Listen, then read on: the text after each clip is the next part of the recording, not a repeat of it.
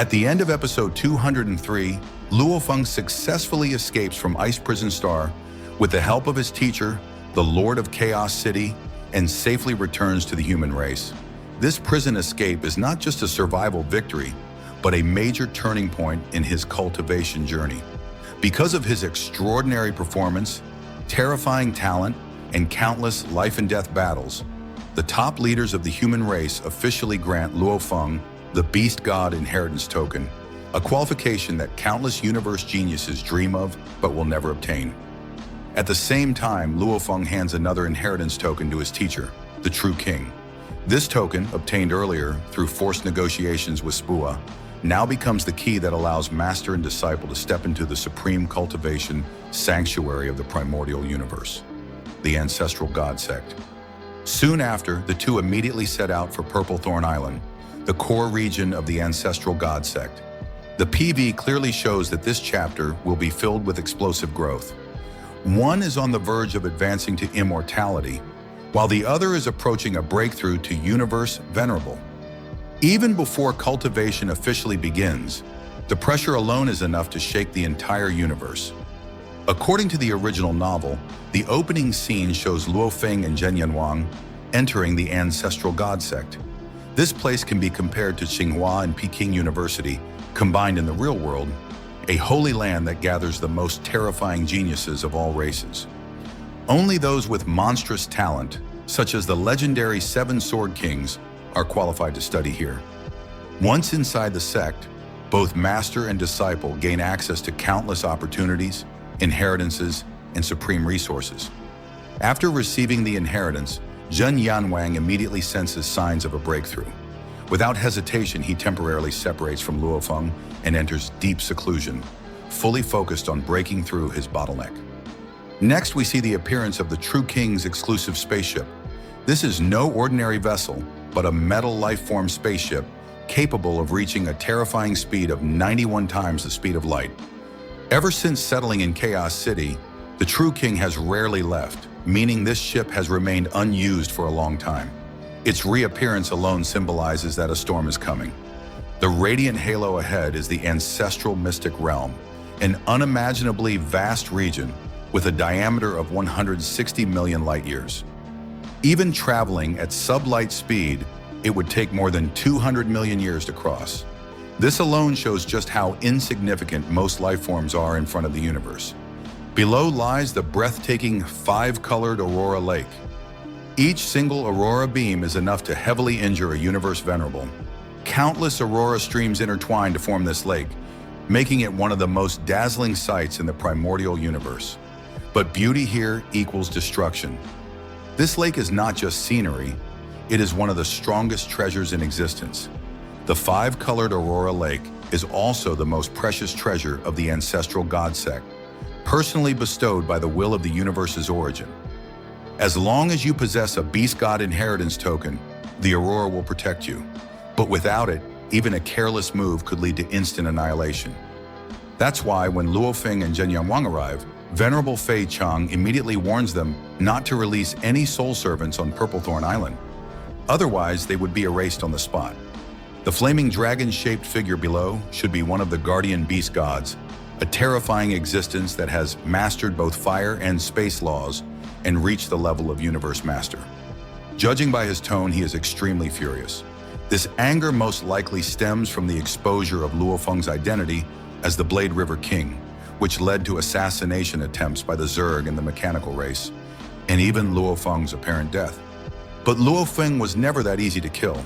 What died was likely just an avatar. His true core remained intact. The shadowy figure nearby, bearing non-human markings, is most likely Awakening Light Venerable of the Zerg, one of the assassins responsible for the ambush. His fate, needless to say, was far from pleasant. The one who forced Luo Feng to hand over the Killing Wu Wings was King Fei Jing, better known among fans as King Barking. Below the venerable level, he was nearly invincible and ranked 10th among hundreds of millions of immortal inheritors in the Ancestral God Sect. At that time, King Fei Jing's strength was comparable to a universe venerable.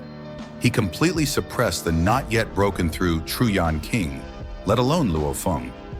Greedy for Luo Feng's treasures, He chased him all the way to the Nine Nether Sea. However, fate played a cruel joke. Luo Feng unexpectedly obtained the Nether Sea avatar there.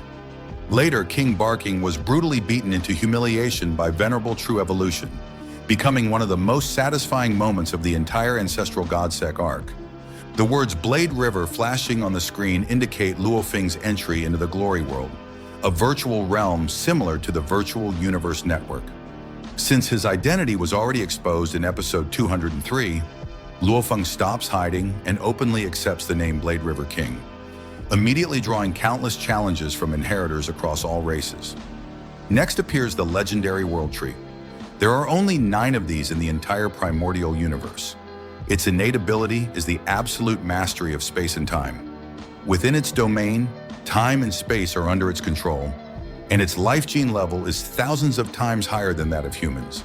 Its massive size allows it to store an ocean of divine power, but its most terrifying function is stabilizing a divine kingdom. If an enemy invades, the suppressive force can increase by hundreds of times. Luo Feng once wanted to use it as his third avatar, but unfortunately, the gestation failed. The frog-tongued figure shown later is Swamp Erosion Venerable, another assassin who once succeeded in killing Luo Feng. However, at most, he only forced Luo Feng to rebuild his body again. In the end, he was completely destroyed by the Five-Colored Aurora Lake. The hideous face that appears briefly is likely King Barking himself, ugly in both appearance and heart. The mechanical race's giant king also appears. He had already recognized Luo Feng as Blade River King on Treasure Island, even when Luo Feng denied it. His certainty never wavered. The blood-winged figure is Venerable Zia, another Northern Frontier Alliance powerhouse who helped chase Luo Feng. Then we see the Heart of Space, a treasure that allows the Demon Slayer clan clone to form a second set of spatial law runes, granting the innate secret technique, Domain.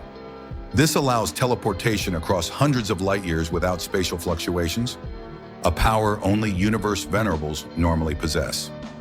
Finally, the enormous face belongs to the Lord of the Nine Netherworlds, whose strength is second only to the Lord of Chaos City. As long as the Nine Nether Sea exists, he can regenerate endlessly. He is almost impossible to kill. Luo Feng needs 9 Nether seawater to create his third clone. Fortunately, the Lord of the Nine Netherworlds greatly admires him and grants permission. This leads to the birth of Youhai, Luo Feng's third avatar, an existence with terrifying regeneration and near-infinite endurance. After 600 years of deduction and integration, Luo Feng perfects this clone. As long as a single drop of origin remains, the body can be fully restored. Even if 99% destroyed, recovery is almost instant. This is why it is known as the strongest power bank in the universe. And with that, the Ancestral God Sect chapter officially begins. Luo Feng's rise is no longer just fast, it is unstoppable. That's all for today's video.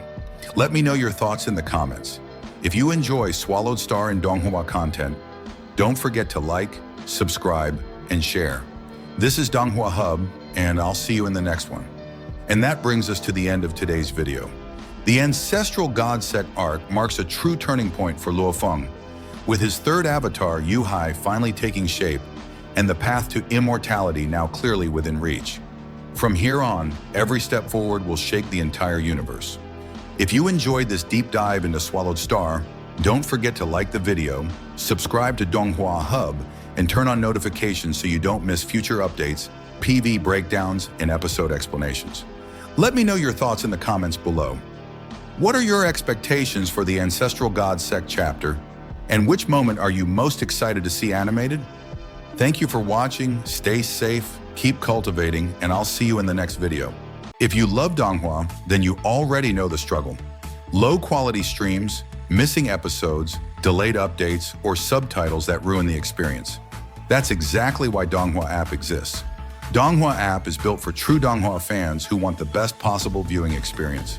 Every episode is available in multiple video qualities, all the way up to stunning 4K resolution, so every fight, every technique, and every cultivation breakthrough looks crystal clear. No more waiting or searching everywhere. Donghua app provides daily updates, making sure you never fall behind on your favorite series. The moment a new episode drops, it's already waiting for you. Worried about understanding the story? Donghua app supports multiple subtitle options so you can fully enjoy every plot twist, hidden detail, and powerful moment, no matter where you're watching from. From epic cultivation battles to emotional breakthroughs, to legendary characters rising step by step, Donghua app brings it all together in one place. If Donghua is more than just animation to you, if it's a journey, a passion, and a world you love to return to, then Donghua app is the app you've been waiting for. Download Donghua app today and experience Donghua the way it was meant to be watched.